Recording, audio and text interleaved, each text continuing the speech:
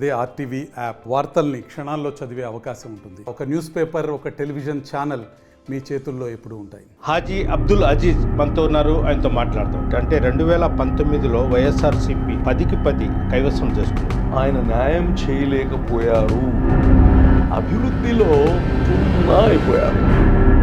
మళ్ళీ ఎలక్షన్ జరగబోతోంది, ఎలా ఉండబోతోంది? బటన్ ఒత్తితే పెన్షన్, బటన్ ఒత్తితే అది వచ్చేది. అది ఎవరు కానీ సంక్షేమం చేసేదే.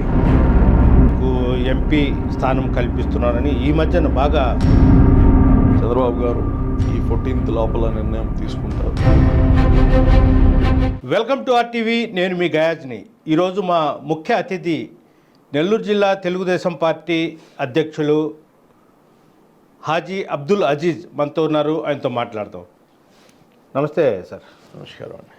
సార్ చెప్పండి, ఎలా ఉన్నారు, ఏంటి? బ్రహ్మాండంగా ఉన్నామండి.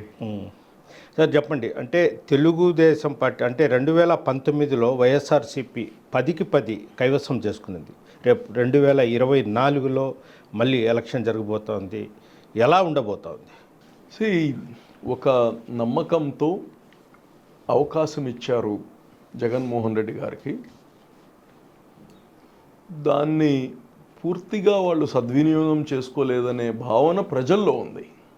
మేమెట్టా చేయలేదనే చెప్తాం, మేము డిక్లేర్ చేస్తాము వాళ్ళు బాగా చేయలేదు అని. కానీ ప్రజల్లో కానీ ఆ భావన వచ్చింది.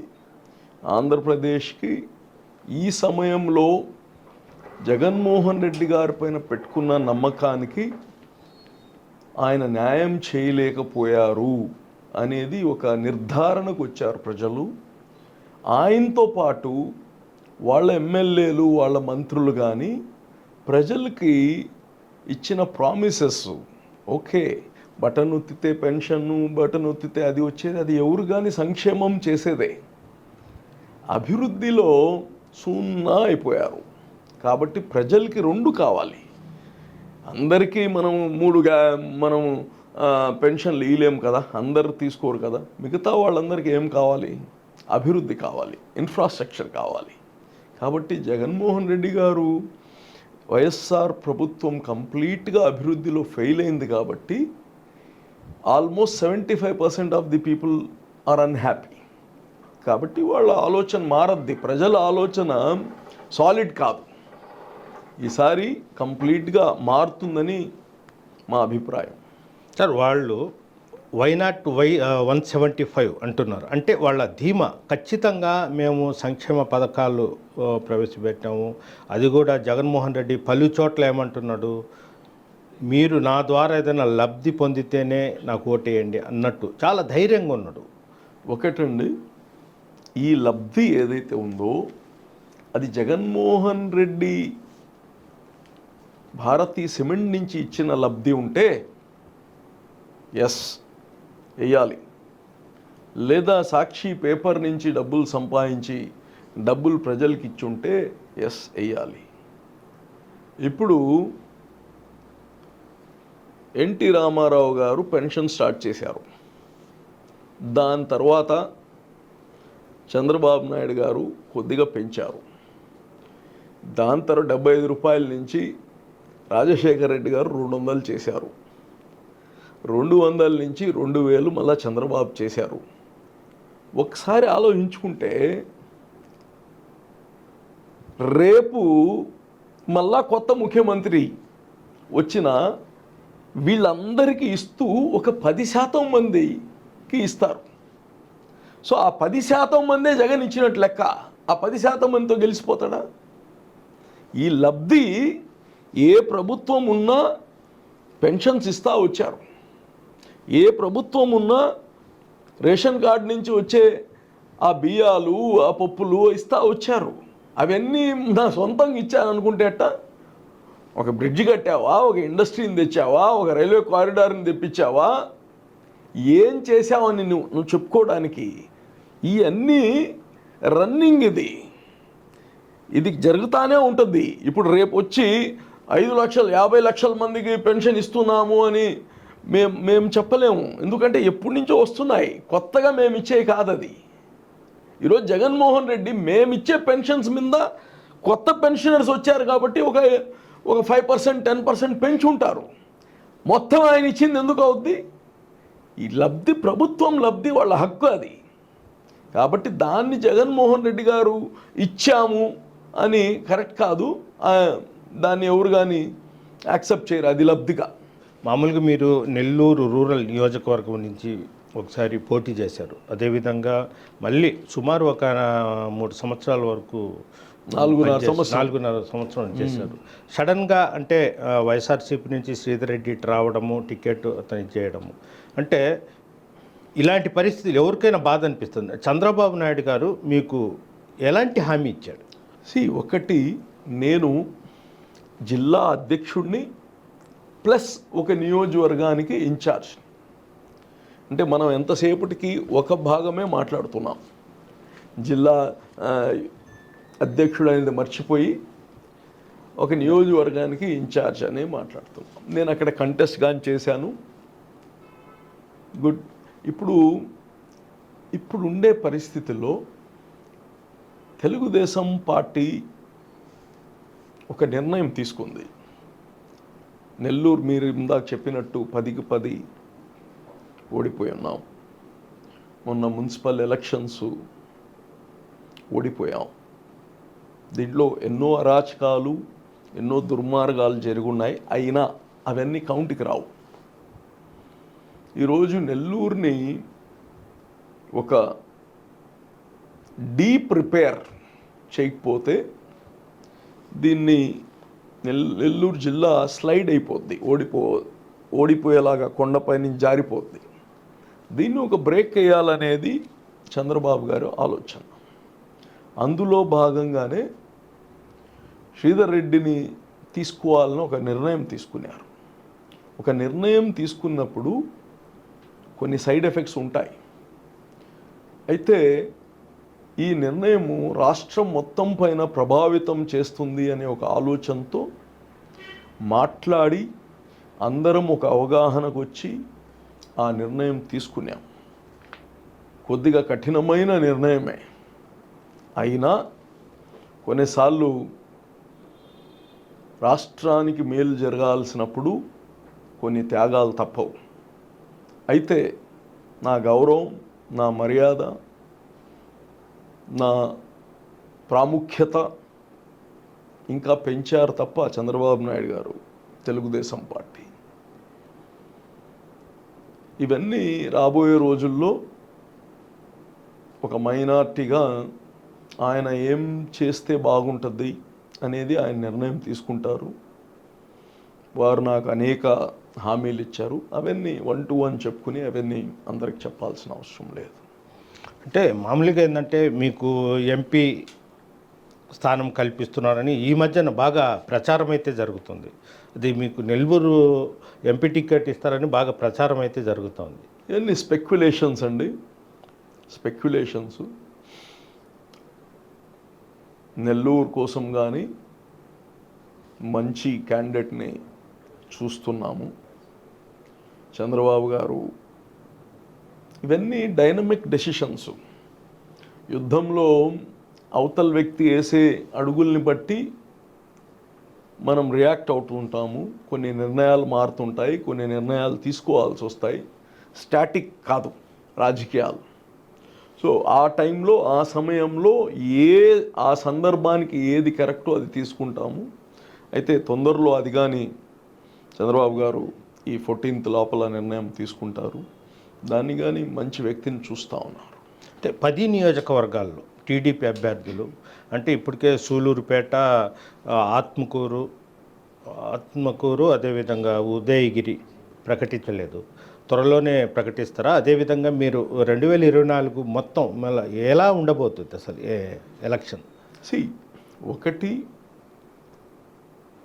ప్రజలు మార్పు కోరుకుంటున్నారు. ప్రజలు ఈరోజు తినడాని కోసం మాత్రమే ఆలోచించట్లేదు. భారతదేశమే టాప్ 3 ఎకానమీస్లో ఒకటి అవుతుంది ఇది ప్రపంచంలో. అటువంటి సమయంలో మనం రోజు ₹2 బియ్యం ఇస్తాం తినండి, మేము పప్పు ఇస్తాం తినండి, మేము పెన్షన్ ఇస్తాం తీసుకోండి, ఇంట్లో కూర్చోండి, దీనితో పాటు మా బిడ్డల భవిష్యత్తు ఏంటి, మా బిడ్డలు చదువుకున్నారు, ఉద్యోగం ఎవరిస్తారు, ఇండస్ట్రీస్ ఎప్పుడు వస్తాయి, ఇండస్ట్రీస్ ఎవరు తెస్తారు, ఇవన్నిటికీ జవాబులు ఉన్నాయి. ఇవ్వాల్సింది ప్రభుత్వం. ఊరికని పప్పులు బెల్లం పెడితే అయిపోదు రాష్ట్రం.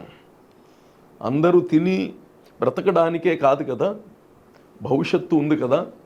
ఇప్పుడు తిని ఇస్తే ఫ్రీగా తినేసి ఏముంది నీకెందుకు ఉద్యోగం, నువ్వెందుకు చదువు, మేము ఇస్తాము తినండి పండుకోండి అంటే కుదరదు. మన బిడ్డలకి అట్ట చేయగలుగుతామా?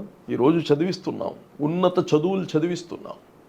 చదివిన తర్వాత వాళ్ళ భవిష్యత్తు ఏంటి, దానికి ఎవరు చేయాలి? గవర్నమెంట్ బాధ్యత కాదా?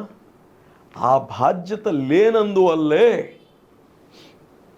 ఈ రాష్ట్రంలో ప్రభుత్వం మారబోతుంది. ఇంకా మేము చేసిన మిరక్కల్స్ ఏం కాదు. మేము ఇప్పుడు ఏం చేసాము, ఈ 4.5 సంవత్సరం వాళ్ళు చేసే పాపాలపైన పోరాడాము తప్ప మేమేమి మిరక్కల్స్ చేయలేదు. ప్రజలకి చంద్రబాబు గారి పైన ఉండే నమ్మకం, ఈయనైతే ఈ రాష్ట్రాన్ని బాగా చేస్తాడు. అక్కడ మీకు తెలుసు 33,000 ఎకరాలు అమరావతిలో కొనుక్కోలేదు రైతు దగ్గర. వాళ్ళు వచ్చి సొంత భూములు నమ్మకం పైన ఈయన అభివృద్ధి చేస్తాడు, మనకిచ్చే పోర్షన్ మీద ఉండే వాల్యూ కన్నా ఎక్కువ వెల్త్ క్రియేట్ చేస్తాడనే నమ్మకంతో ఇచ్చారు. రైతు సెంటు భూమి ఇవ్వడు, ప్రాణాలు ఇస్తాడు కానీ సెంటు భూమి ఎవడికి ఇవ్వడు. అటువంటిది 33,000 ఎకరాలు ఇచ్చారు. ఇవన్నీ ఊరికనే మనకు పవర్ ఉందని బుల్డోస్ చేసుకుంటా పోతున్నారు. ఇది ప్రజలందరూ నోరు ఇప్పలేక గమ్ముకున్నారు కానీ వాళ్ళ మనోవేదన ఉంది ఈ రాష్ట్రానికి ఇట్లా చేశారని చెప్పి. ఇటీవల కాలంలో అంటే మీ కొద్దిగా ఆరోగ్యం బాగలేక మీరు రెస్ట్లో ఉన్నప్పుడు వైసీపీ వాళ్ళు మీకు ఆఫర్ పెట్టారు, అంటే ఎమ్మెల్సీ ఇస్తామని. ఈ మధ్యన మళ్ళీ అంటే నెల్లూరు సిటీ వైఎస్ఆర్సీపీ అభ్యర్థిగా నిలబడడానికి మీకు బాగా ప్రెజర్ చేశారు అనేది ఒక వినికిడి. అది ఎంతవరకు కరెక్ట్ అంటారు? అది సహజమే అండి, ఎవరికి కానీ అడుగుతూ ఉంటారు.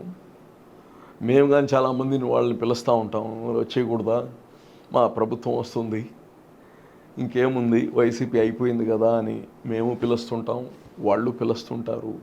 ఇవన్నీ పెద్ద కన్సిడరేషన్లు తీసుకోవాల్సిన అవసరంలా.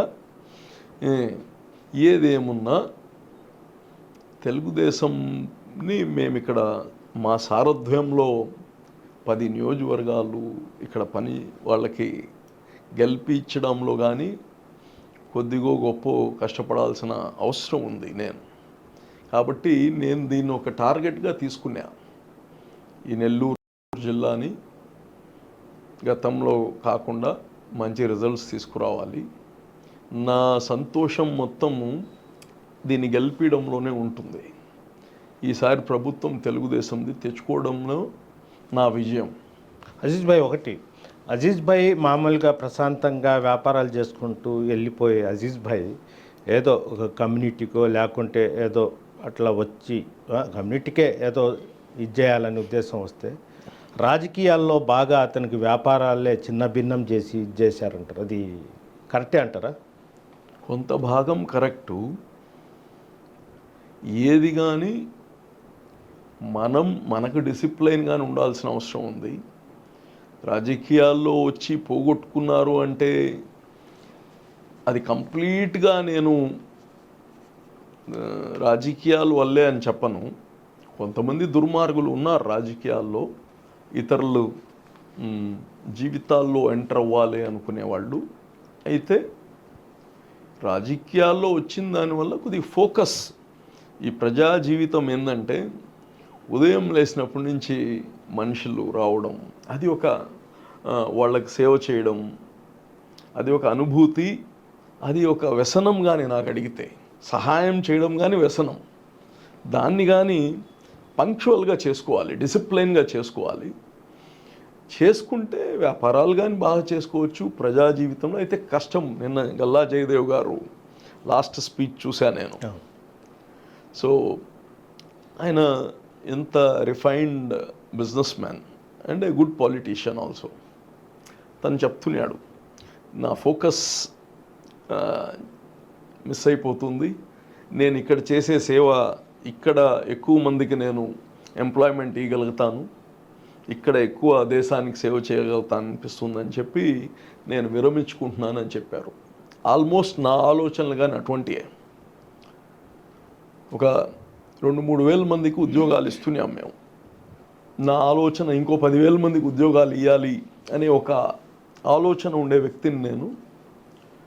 సో పాలిటిక్స్లో కానీ వచ్చాము, ఈ ఎపిసోడ్ని కంప్లీట్ చేయాలనేది ఒక కోరిక.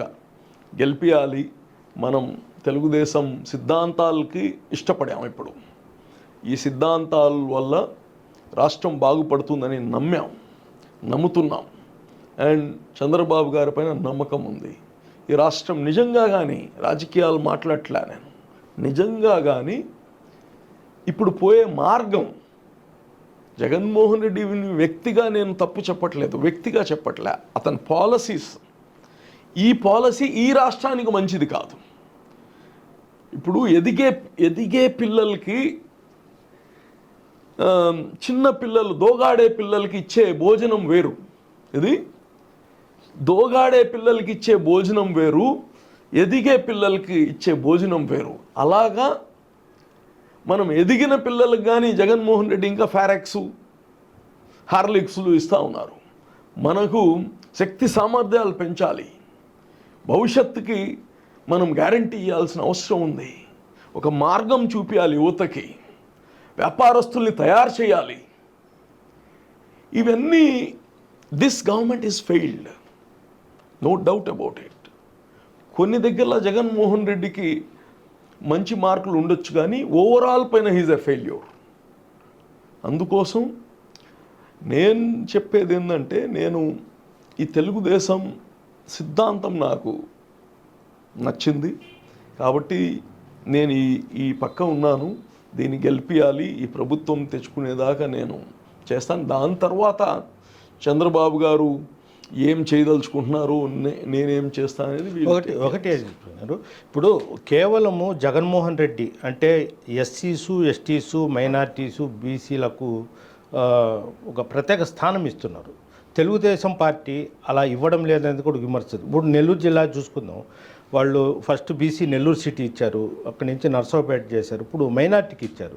మీరు జిల్లాలో ఒక్క చోట కూడా ఎక్కడ బీసీలకు కానీ మైనార్టీలకు ఇచ్చిన సందర్భాలు లేవు. ఇక్కడ ఒకటి టార్గెట్ ఏంది? టార్గెట్ 5 కోట్ల మంది ప్రజల్ని కాపాడుకోవడం టార్గెట్. సో ఇక్కడ డైనమిక్గా, స్ట్రాటజికల్గా ఎక్కడ ఎవరినిస్తే మనము ఈ రాష్ట్రానికి మళ్ళా కొత్త ప్రభుత్వం తెచ్చి ఆ రాష్ట్ర ప్రజల సమస్యలను తీర్చగలుగుతాం అనేది అజెండా. సో దీంట్లో మైనార్టీలకి ఈము, ఎస్సీలకి ఈము, ఎస్టీలకి ఈము అనేది తప్పు మాట. అందరికి ఇస్తాం, ఎప్పటి నుంచో ఇస్తున్నాము, ఇప్పుడు కానీ ఇస్తాము. ఆ ఏరియాస్లో 175 కాన్స్టిట్యుయెన్సీస్లో ఎక్కడైతే అక్కడ వ్యక్తులు కానీ సామర్థ్యత ఉండాలి, అక్కడ స్ట్రాటజిక్గా చూసుకొని తప్పకుండా గతం కన్నా ఇప్పుడు కానీ 1-2 ఎక్కువ ఇస్తాం తప్ప గతం కన్నా తగ్గించేది ఎప్పుడు ఉండదు. చంద్రబాబు నాయుడు గారికి ఒక ఆలోచన ఉంది, తప్పకుండా అన్ని దగ్గరలా గతంలో ఎన్ని ఇచ్చామో దానికన్నా తగ్గించేదైతే ఉండదు. అవసరమైతే ఒకటి ఎక్కువే ఇస్తాం. ఒకటి అంటే తెలుగుదేశం పార్టీలో ఉన్నారు, అది పక్కన పెట్టండి. తెలుగుదేశం పార్టీ కానీ ఇటు వైఎస్ఆర్సీపీ పార్టీ కానీ ముస్లింల పట్ల, మైనార్టీల పట్ల ఉరికనే నటిస్తున్నారు, ఒక డ్రామా.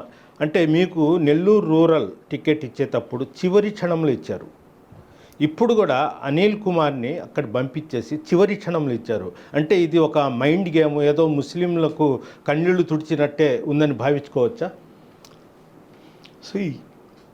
బేసిక్గా ఏంటంటే ముస్లిం సామాజిక వర్గం కానీ లీడర్షిప్ని పెంచాలి. అంటే లీడర్షిప్ క్రైసిస్ ఉంది. నాకు చాలామంది చెప్తే, సార్ ఈ రాష్ట్రంలో మీరు తప్ప ఇంకోరు లేరని చాలామంది చెప్తుంటారు రాజకీయాల నాయకులకి. నాకు అది సంతోషం వేయదు, చాలా దుఃఖం వేస్తుంది. ఏంది ఇట్ అయిపోతుంది ఈ సామాజిక వర్గం అని. నేను అందరికి చెప్తున్నా, మనము ఎవరైతే సస్టైన్డ్ పర్సన్ ఉన్నాడో ఈ రాజకీయాల్లో వచ్చినప్పుడు సాక్రిఫైజెస్ ఉంటాయి. ఆ సాక్రిఫైజెస్ తట్టుకొని తన కుటుంబం, తన సంస్థలు, వ్యాపారం తట్టుకునే వ్యక్తుల్ని ఈ సామాజిక వర్గము, ప్రజలు వాళ్ళను ప్రోత్సహించి తీసుకొని రావాల్సిన అవసరం ఉంది. ఇప్పుడుండే ఈ రాజకీయ వ్యవహార శైలి చూసి ఒక డీసెంట్ పర్సన్ దీంట్లో రావాలంటే, ఇప్పుడుండే మనుషులను చూస్తే, ఇప్పుడుండే రౌడీలను చూస్తే అదిరిపోయి బెదిరిపోయి ఎవరు రారు. అందుకోసమే ఈ రాజకీయాలు కొద్దిగా రిఫైన్ అవ్వాల్సిన అవసరం ఉంది. ముస్లిమ్స్లో కానీ ఈ లీడర్షిప్ క్రైసిస్ని ఏ పార్టీ మీకు ట్రైనింగ్ ఇచ్చి పెంచరు. వాళ్ళు ఈరోజు మేము ఉంటామా రేపు పోతామా అని ఏ పార్టీకి తెలియదు. ఈ ప్రజా పార్టీస్ అన్నీ దీనికి ఉండే షెల్ఫ్ లైఫ్ 5 సంవత్సరాలు. దాంట్లో 2 సంవత్సరాలు వాళ్ళు సర్దుకొని సరిపోతుంది, ఇంకో 2 సంవత్సరాలు ఏమైనా అభివృద్ధి చేయడానికి సరిపోద్ది, ఇంకో సంవత్సరం మళ్ళీ ఎన్నికలు చూసుకోవడానికి సరిపోద్ది. నేనేం కోరుతున్నానంటే ముస్లిం సమాజం మొత్తానికి మంచి విత్తనాలు వేయాలి. మనం మంచి పంట రావాలంటే, అక్కడ ఉన్నారు ఎవరో ఉన్నాడు వీడెవడో ఉన్నాడులే రాజకీయాలు అనుకునేది కాదు. మంచి వ్యక్తుల్ని, ఎవరైతే సెల్ఫ్ సస్టైన్డ్ ఉన్నాడో అంటే తను తింటూ తన కుటుంబాన్ని జాగ్రత్త చూసుకుంటూ ఇంకోరికి సహాయం చేయగలిగే వ్యక్తుల్ని తీసుకొని రావాలి. రాజకీయాలంటే సేవ అంటే సాక్రిఫైస్, కుర్బానీ, ఒక సాక్రిఫైస్ జరగాలి. ఆ సాక్రిఫైస్ జరిగినా తన కుటుంబం, తన వ్యాపారాలు సస్టైన్ అవ్వగలిగే వ్యక్తుల్ని మనం ప్రోత్సహించి రాజకీయాల్లో తెస్తే అన్ని పార్టీలు ఇస్తాయి. ఇక్కడ మనకేమైందంటే లీడర్షిప్ క్రైసిస్ ఉంది వేరే వాళ్ళతో కంపేర్ చేసుకుంటే. నేను క్రిటిసైజ్ చేయట్లేదు, ఒక ముస్లింగా సమాజానికి తెలియచేస్తున్నా నేను. లీడర్స్ రావాలి మనలో, వ్యాపారస్తులు రావాలి, చదువుకున్న వాళ్ళు రావాలి. అలాగ వచ్చినప్పుడు వీళ్ళకి మ్యాక్సిమం చాయిస్ ఉంటుంది ఎన్నుకోవడానికి. ఇప్పుడు అలాగ లేకుండా పోయింది. నెల్లూరు మొత్తం అజీజ్ భాయ్, ఇంకో దగ్గర జలీల్ భాయ్, ఇంకో దగ్గర ఇంకో భాయ్. That's not the way. You should have multiple people. ఈరోజు చూడండి, వేరే సామాజిక వర్గాల్లో ఒక ఊరు పేరు ఎత్తితే ఒక 10 మంది 20 మంది దొరుకుతున్నారు. వాళ్ళు మాలో ఇంతే క్వాంటిటీ, ఇది మాలో కంపేర్ చేస్తే క్వాంటిటీ ఇంతే. ఏ సామాజిక వర్గం తీసుకున్నా అయితే ఆ ఎబిలిటీ ఉండేవాళ్ళు ఎక్కువ ఉన్నారు కాబట్టి పార్టీస్కి ఈజీ అవుతుంది. మేము కానీ కొద్దిగా కరెక్షన్ చేసుకోవాల్సి ఉంది. మా కమ్యూనిటీ లీడర్స్ కానీ దీన్ని ఆలోచించాల్సిన అవసరం ఉంది. నేనైతే ఒకటే చెప్తున్నా, ఎవరైతే ఆర్థికంగా బాగున్నారో, ఎవరైతే మీ బిడ్డలు మీ కుటుంబాన్ని మీరు స్టేబుల్ పెట్టుకున్న తర్వాత 10 మందికి సహాయం చేయగలిగిన శక్తి ఉండేవాళ్ళు రావాలి రాజకీయాల్లోకి, వచ్చి సమాజాన్ని మార్చాల్సిన బాధ్యత తీసుకోవాలని కానీ తెలియజేస్తున్నాను. అంటే అదేవిధంగా ఇప్పుడు నెల్లూరు సిటీలో జనసేన, అంటే నెల్లూరు జిల్లా మొత్తం మీద చూసుకుంటే జనసేనకు ఎక్కడ విషయం కనపడడం లేదు. వాళ్ళు ఎక్కడ పెట్టినా తెలుగుదేశం వాళ్ళే ఇన్ఛార్జీలుగా వాళ్ళే ముందుండి చేస్తున్నారు. కొద్దిగా జనసేన శ్రేణుల్లో అసంతృప్తి ఉంది. అంటే వాళ్ళు దూరిపోవడానికి కూడా అవకాశం ఇవ్వడం లేదు. అదేవిధంగా నెల్లూరు సిటీ చూసుకుంటే మైనార్టీలకు ఇచ్చారు. ఒక పక్క జానీ మాస్టర్ కూడా జనసేన నుంచి అడుగుతున్నారు. అలాంటప్పుడు మీరు కూడా ఏమైనా సపోర్ట్ చేస్తారా ఒక మైనార్టీ నాయకుడు? నేను ఫస్ట్ ఆఫ్ ఆల్ మైనార్టీలకి టికెట్ ఇస్తే ఐఎమ్ హ్యాపీ ఫర్ దట్. వాళ్ళు ఎందుకు ఇచ్చారు, 4 రోజుల ముందు ఇచ్చారా, తర్వాత ఇచ్చారా, అది ఆ పార్టీ జగన్ రెడ్డి వాళ్ళ పార్టీ స్ట్రాటజీ. అది దాన్ని మేము ఎలా కౌంటర్ చూసుకోవాలి అంతే తప్ప వాళ్ళు ఎందుకు ఇచ్చారు నేను చెప్పను. As a Muslim I'm happy for the person. ఎవరిచ్చినా ఎవరికి ఇచ్చున్నా ఓకే. అయితే నేను ఇప్పుడు చెప్పేది జిల్లా మొత్తంలో జనసేనకి ఇస్తారా ఈరా, ఇక్కడ మాత్రమే ఇయలేదా, కొన్ని దగ్గరలో 2, 3, 4, 5 ఒక జిల్లాలో నిన్న చూసాం, 4 చూసాం, 5 చూసాం, 6 చూసాం. సో అవన్నీ ఊరికనే ఏదో పంచుకునే కాదు, అది lot of analysis, lot of surveys.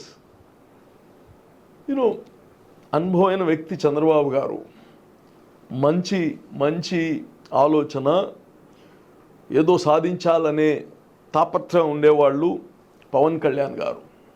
ఈ 2 కాంబినేషన్ బాగుంటుంది ప్రజలకి అనే ఒక ఆలోచన తప్ప, మేము లేకపోతే ఆయన లేరు, ఆయన లేకపోతే మేము లేవు అనేది కాదు. ఇది ఓన్లీ టార్గెట్ జగన్మోహన్ రెడ్డి ప్రభుత్వం ఈ రాష్ట్రానికి మేలు చేయలేకపోతుంది, కీడు జరుగుతూ ఉంది, దీన్ని అరెస్ట్ చేసేదెట్టా, ఈ కీడుని ఆపేదెట్టా, ప్రజలకి మళ్ళా మేలు చేసేది ఎలా, ఆ కాంబినేషన్లో కలిసాం తప్ప ఇదేదో ఇన్ని షేర్లు నీకు, ఇన్ని షేర్లు నాకు అనేది కాదు ఇది.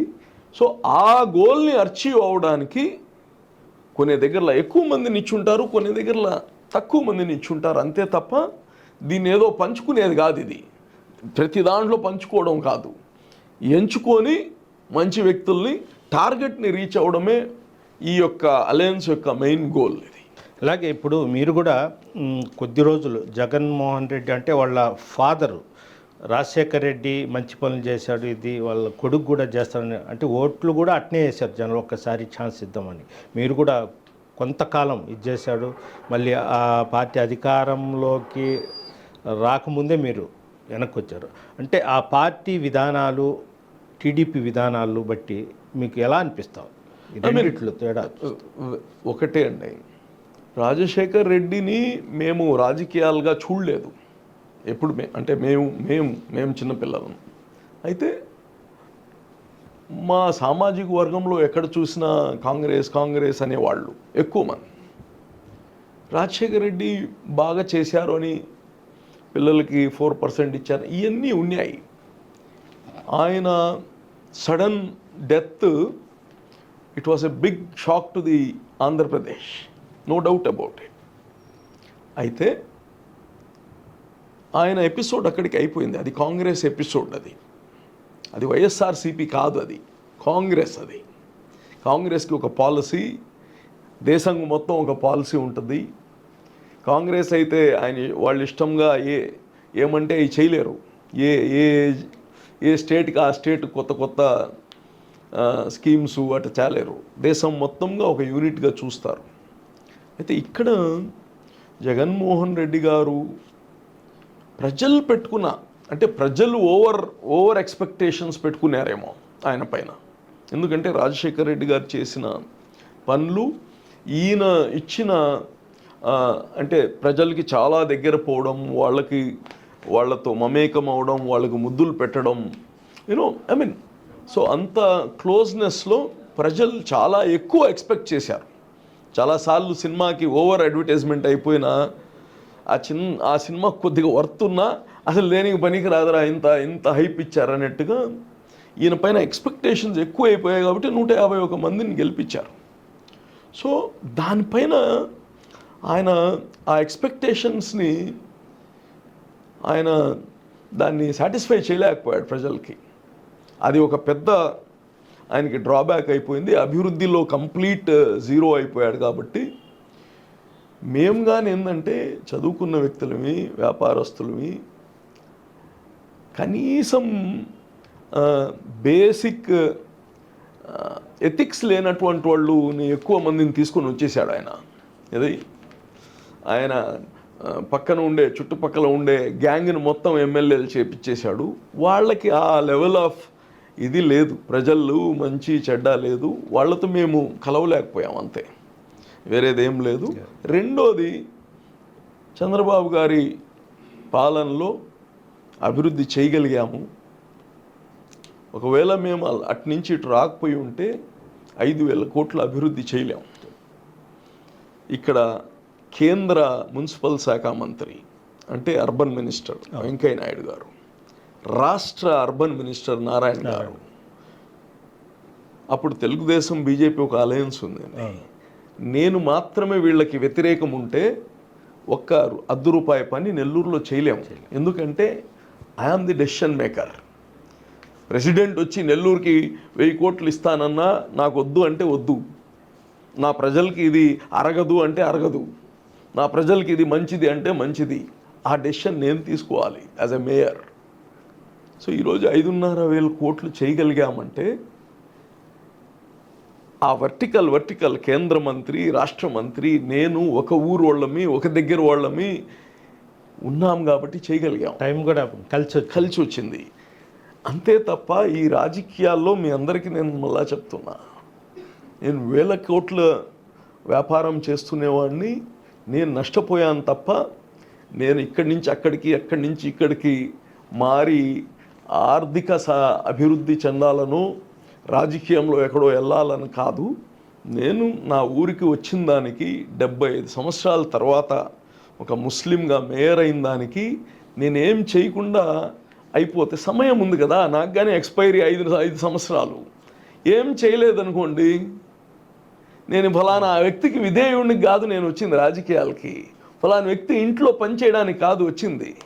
జగన్మోహన్ రెడ్డి ఇంట్లో పనిచేయడానికి రాలేదు, చంద్రబాబు గారి ఇంట్లో పనిచేయడానికి రాలేదు. నేను రాజకీయంలో నేను ఒక గోల్తో వచ్చా, నేను సమాజంలో కొంచెం మార్పు తేవాలనుకున్నా, నేను చేయగలిగినంత చేయాలని వచ్చాను కాబట్టి ఇక్కడ అచీవ్ చేశాను. I'm happy for what I have done it. అలాగే ఇప్పుడు నెల్లూరు టికెట్ మైనార్టీస్కి ఇచ్చారు అంటే మైనార్టీస్ మొత్తం ఏకమయ్యే అవకాశాలు ఉన్నాయి. అంటే చంద్రబాబు నాయుడు గారు నెల్లూరుకు వచ్చి అబ్దుల్ అజీజ్ని రేపు పార్టీ తెలుగుదేశం పార్టీ అధికారంలోకి వచ్చిన వెంటనే మేము ఎమ్మెల్సీగా చేసి మంత్రి చేస్తామని హామీ ఇచ్చే అవకాశాలు ఉన్నాయి అంటారు. అది ఎంతవరకు కరెక్ట్ అంటారు?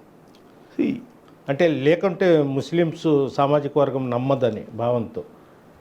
ఒకటి, అసలు అబ్దుల్ అజీజ్ అనే పేరుని పక్కన పెట్టాలి. ఇప్పుడు సామాజిక వర్గం మాట్లాడినప్పుడు సామాజిక వర్గం మాట్లాడాలి. అజీజ్కి ఏం చేస్తాడు ఏం చేయడు అనేది వ్యక్తిగతం అయిపోయింది. సామాజిక వర్గానికి ఏం చేయాలి అనేది, ఏం చేపియాలనేది సామాజిక వర్గం నుంచి ప్రజెంట్ మీరే కనిపిస్తున్నారు కాబట్టి అగ్రీడ్. ఒకటి, డైనమిక్ డెసిషన్స్ ఆ సమయంలో ఏం చేస్తే బాగుంటుంది అనేది ఆ టైంలో తప్పకుండా తీసుకుంటారు. అది ఫైనల్గా ఈ మొత్తం రాజకీయాలు, కులాలు, మతాలు ఈ అన్నిటినీ బ్యాలెన్స్ చేసే ఒక ప్రక్రియ కానీ ఉంది, నో డౌట్ అబౌట్ ఇట్. గెలుపులు ఓడిపోవడంతో పాటు అందరినీ సమన్వయం చేసుకెళ్లే బాధ్యత కానీ పార్టీ పైన ఉంది. అంటే నెల్లూరు నగరంలో చంద్రబాబు నాయుడు వచ్చి ఆ హామీ ఇవ్వకుంటే మైనార్టీ ఓట్స్ పోతాయనేది మీ పార్టీ శ్రేణులే చెప్తారు. అలాగా ఏం కాదు. ఇప్పుడు ఏంటంటే ఇది లాస్ట్ మినిట్ సెలక్షన్, ఇది లాస్ట్ మినిట్ సెలక్షన్ కాబట్టి ఏదైతే పోరాటం జరుగుతుందో ఇది జగన్మోహన్ రెడ్డి చంద్రబాబు మధ్యలో జరుగుతుండే పోరాటం. అది అంటే వ్యక్తిగా కాదు, జగన్మోహన్ రెడ్డి పాలసీసు, చంద్రబాబు నాయుడు గారు పాలసీస్, ఏ పాలసీ ఈ రాష్ట్ర ప్రజలకు బాగుందో, ఎవరు ఉంటే బాగుంటుందో దానిపైన జరుగుతుండే యుద్ధం ఇది. ఏ వీధిలో ఎవరు ఉండాలి, ఏ నియోజకవర్గంలో ఎవరు ఉండాలనేది కాదు ఇది. ఎందుకంటే ఆల్రెడీ ఈ రాష్ట్రము ఇర్రిపేరబుల్ డ్యామేజ్ అయిపోయింది. అంత ఈజీ కాదు రిపేర్ చేయడం. చంద్రబాబు గారికి కానీ it's not a easy thing, cake walk కాదు. ఈ వయసులో కానీ ఆయన ఇప్పుడే 18 గంటలు చేస్తున్నాడు, రేపు ఎన్ని గంటలు పని చేయాలో ఈ రాష్ట్రాన్ని బాగా చేయాలంటే. కాబట్టి తప్పకుండా ముస్లిం సామాజిక వర్గానికి గతంలో కానీ బెటర్గా న్యాయం చేసింది తెలుగుదేశమే. మీకు తెలుసు, మౌలానాలకి అందరికీ ఇమాం మౌలానాస్కి జీతాలు ఇచ్చింది. కానీ ఆ టైంలో మేము బీజేపీతో కానీ అలయన్స్లో ఉన్నాం. అయినా మా పాలసీకి బీజేపీ ఇన్ఫ్లుయెన్స్ చేయలేదు. మా స్టేట్ పాలసీస్కి బీజేపీ మా పాలసీలో ఇంటర్వ్యూన్ కాదు. కానీ మా పాలసీస్ మాయే. అప్పుడే మైనార్టీస్కి, ఇమామ్స్కి, మౌజన్స్కి ఎక్కడ లేనటువంటి వాళ్ళకి జీతాలు ఇవ్వడం జరిగింది, అంటే గౌరవ వేతనాలు ఇవ్వడం జరిగింది. ఆడబిడ్డలకి పెళ్ళిళ్ళకి డబ్బులు ఇవ్వడం జరిగింది.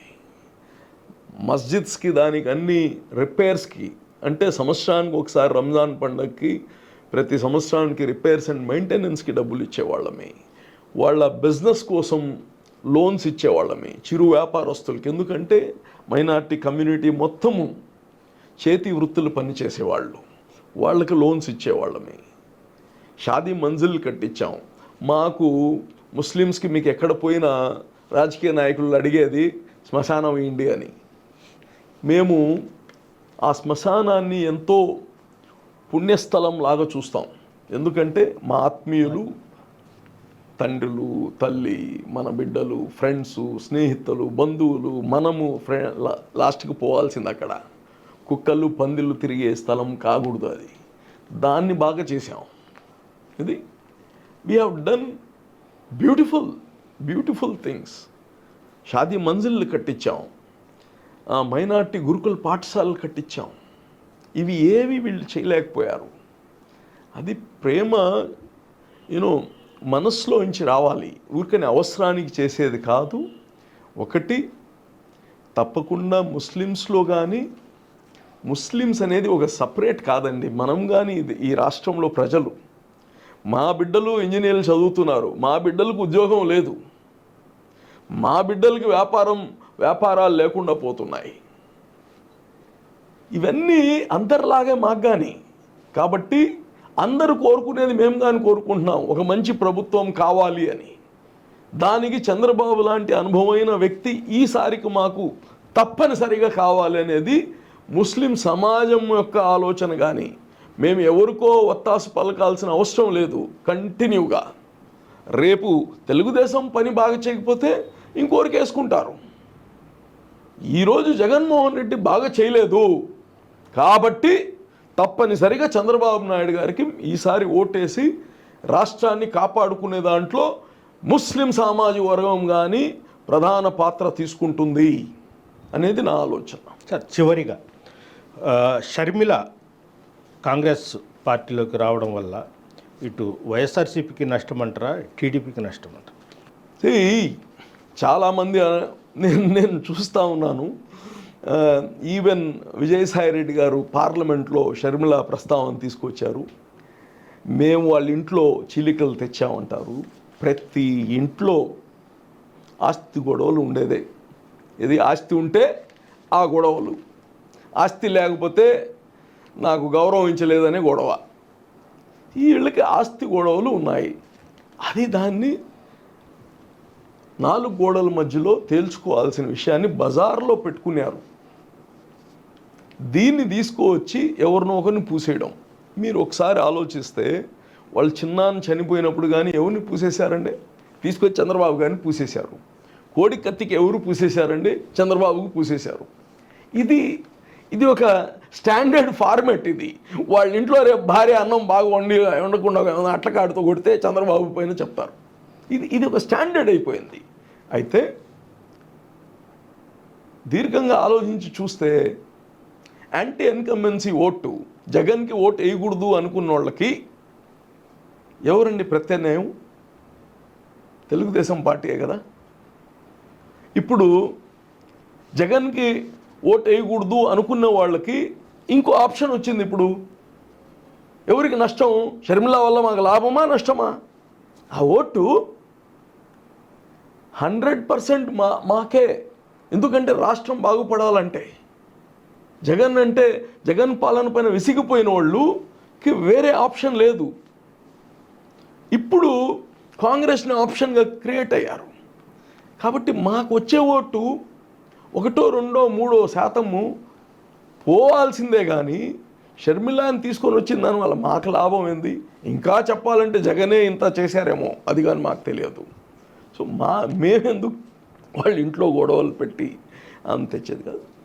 నిజంగా షర్మిల గారు చెప్పేది నిజాలు అవ్వచ్చు, అది ఇంకా వాళ్ళే తెలవాలి, మాకు తెలియదు. ఏదేమున్నా షర్మిల గారు కాంగ్రెస్ రివైవ్ అవ్వడం it's a healthy competition, no doubt. కాంగ్రెస్కి మేము ఇప్పుడు పుట్టించిన వాళ్ళం కాదు. కాంగ్రెస్ ఎప్పటి నుంచో ఉంది, ఉంటుంది. It's an healthy competition.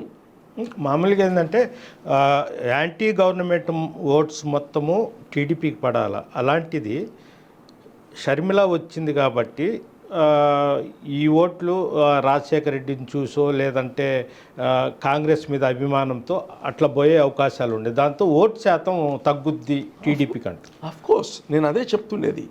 అంటే ఇక్కడ నేను చెప్పేది ఏంటంటే షర్మిల అని ఏదో మేము వ్యూహం చేసి వాళ్ళ ఇంట్లో తగులు పెట్టి షర్మిల అని తెచ్చుకొని మా వచ్చే ఓటు శాతాన్ని 1% 2% తగ్గించుకుంటామా? ఇంకేమైనా ఉంటే ఆ డ్రామా అట్నుంచే జరిగి ఉండాలి, కానీ అది కానీ మా నెత్తినే వేస్తున్నారు. సో మాకు వచ్చిన దానివల్ల రాకపోయిన దానివల్ల మాకేం తేడా ఉండదు అంటే ఉండొచ్చు, అది మా దేనిపైన ఇన్ఫ్లుయెన్స్ చేసే అంత ఉండదు. ప్రజలు ఒక ఆలోచనకు వచ్చేసి ఉన్నారు. ఓకే, థ్యాంక్ యూ అండి. మరిన్ని వీడియోస్ కోసం ఛానల్ ని సబ్స్క్రైబ్ చేయండి. లేటెస్ట్ అప్డేట్స్ కోసం వాట్సాప్ ఛానల్ ని ఫాలో చేయండి. అండ్ లింక్ డిస్క్రిప్షన్ లో ఉంది.